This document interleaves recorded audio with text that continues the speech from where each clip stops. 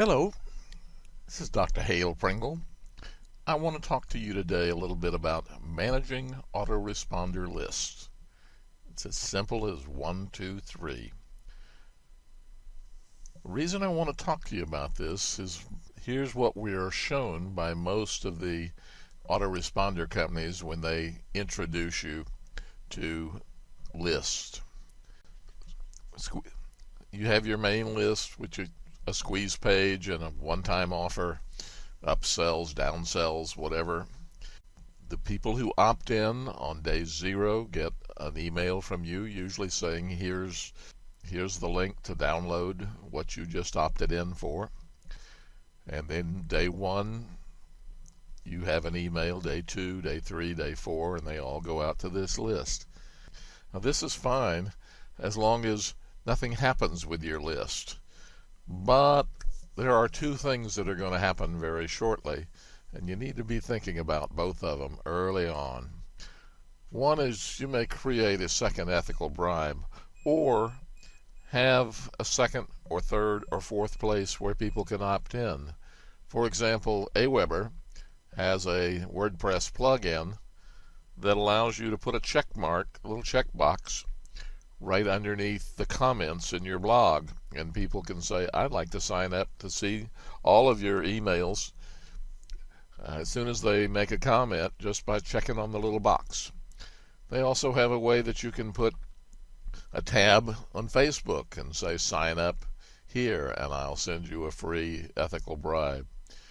As a matter of fact, I wrote a blog post not too long ago showing 12 different ways that you could have opt-ins, different places. A lot of them, the email that you would design and craft for thank you for opting in on your squeeze page, really don't work all that well if they opted in by putting a check mark on your blog, or opted in from Facebook, or if you have a second ethical bribe front end opt-in that is going to the same main list. So that's one of our problems. Our second problem is if someone buys our product. Now, if they've already bought something and you've crafted 10 emails suggesting different reasons that they buy your product, it's kind of like your mother saying, go clean your room, and you're saying, I already did, and she's nagging at you to go clean your room. Pretty soon you get kind of disgusted, and if you can, you opt out. And that's what's going to happen to your list if you're still trying to sell somebody a product that they've already purchased. So we need to take care of that. Going to look at this simple list management system that takes care of both of these problems. In fact, as I've said, the simple is 1, 2, 3. Let's start with, you've got one ethical bribe. You actually create 2 lists, one for the ethical bribe and one as your main list. Now, almost all of the autoresponder companies insist that if you have an email coming off of a list, that there's one that goes out as soon as people sign up. So they're actually going to get 2 emails from you on the first day, one from your main list and one from the ethical bribe list. What I recommend is that the main list says the material you requested is coming in a separate email. You make this email just as generic as you possibly can so that it works just as well for your ethical bribe as it does for the Facebook opt-in, as well it does for the any of the other opt-ins that you might create. In the ethical bribe list, you've got here is the download link to the thing you just opted in for. So the main list is extremely generic. The ethical bribe list is very specific. So that's day 0.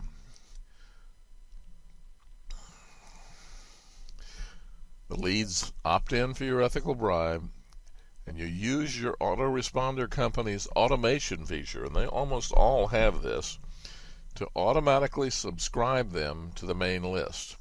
So they're going to sign up for one list, and they're going to end up on 2 lists.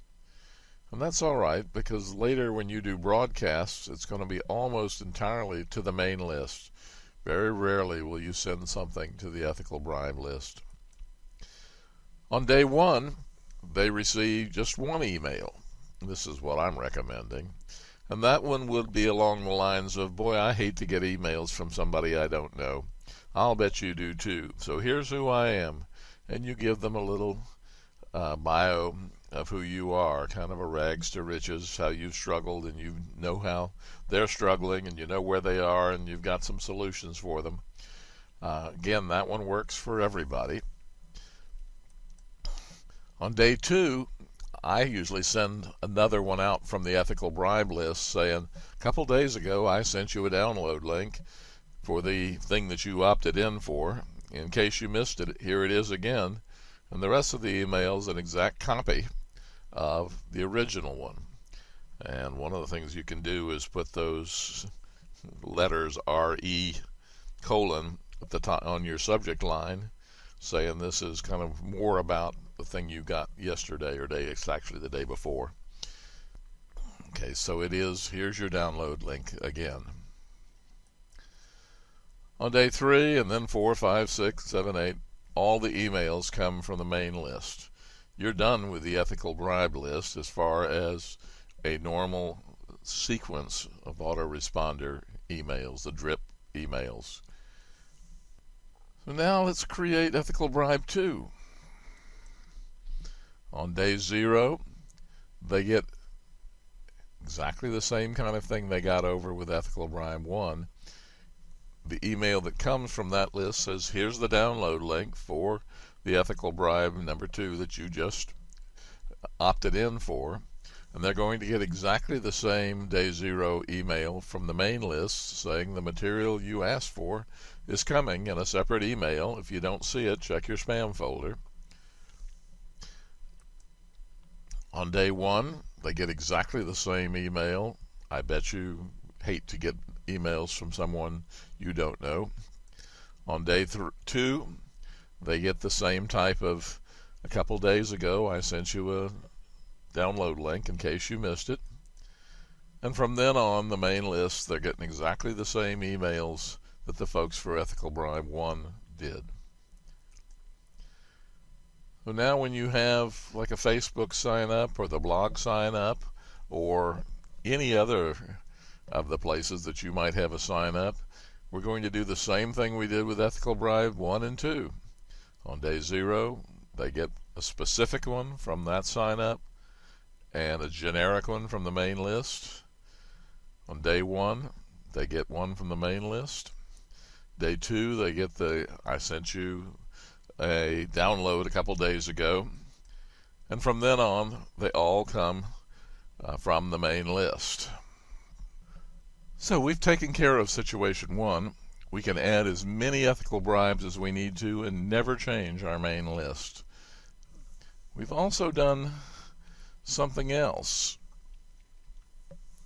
We've created a very powerful list segments. We know the people in ethical bribe 1 list are particularly interested in whatever that ethical bribe was. We know that the people who were signed in because they made a comment on our blog have been reading our blog. So we have segmented our lists, and we may later have specific offers that we know that the people who signed in for one ethical bribe would be a whole lot more interested than people who signed in for one of the others. So we can send this offer specifically to the list that we think would be most interested in them.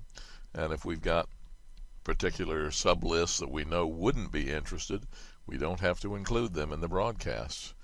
So we've handled having multiple opt-ins, multiple places to opt in, and we've segmented our list into very powerful segments. So that takes care of situation 1. Now let's look at situation 2. Someone buys your product, the thing that you're selling on your list. You do not want to continue to pitch that product to them. They've already purchased. You very well could have them opting out of your list, unsubscribing, because You're hammering away, giving them more benefits, talking to them about the product as if they haven't purchased, when in fact they did purchase 2 days ago, 4 days ago, 5 days ago. So how do we take care of that? Most of our pay systems, like PayPal, can opt our customers in to a new list. And then the automation can unsubscribe them to our main list. So in this case, if someone purchased on day 2, they're going to end up in a paying customer list, and they're out of our main list. So the day 3, 4, 5, 6 places where you're continuing to talk about the product, these people are not going to get, because they're no longer part of that list. They're still available to send broadcasts to, and you might actually create a drip system for this new list, so you would start to have day 1, day 2, day 3, day 4 talking about some other product, but at least they're off this list where you may be continuing to talk about the product that these customers have already purchased. So, as simple as 1, 2, 3. We have one main list. We have several secondary lists. And finally, we have our customer list. Now, you may end up duplicating this whole system 2 or 3 times if your main product that you're talking about in the main list, you have several of those. So in general, this system, 1, 2, 3, will help you manage your autoresponder lists in a way that takes care of the problem of having multiple opt-ins and people purchasing your product. Now let's go over and take a quick look at how this looks in reality. What I'm going to show you here is from Aweber, and right over here they have a thing called list automation. Now places like GetResponse and iContact and whatever have about the same thing. When I click on that, there are rules, and what we're going to do here is we, in this case, select the main list up here, and down here we choose, well, let's subscribe them to Hale Main when they also subscribe to, let's see, the Facebook sign up. So I'll save the rule, and now they have subscribed to the Hale main list when subscribing to Hale's Facebook sign up. I can also unsubscribe them. So this says unsubscribe from the list Hale Main when subscribing to, and I'm going to choose Hale's Aweber customer list. So if I put that in, as soon as they sign up, as PayPal in this case says they've purchased the book, then we will unsubscribe them from Hale Main. So that's how we use the automation to help manage our autoresponder list in a way that's as simple as 1, 2, 3. You have a great day. It's Dr. Pringle signing off.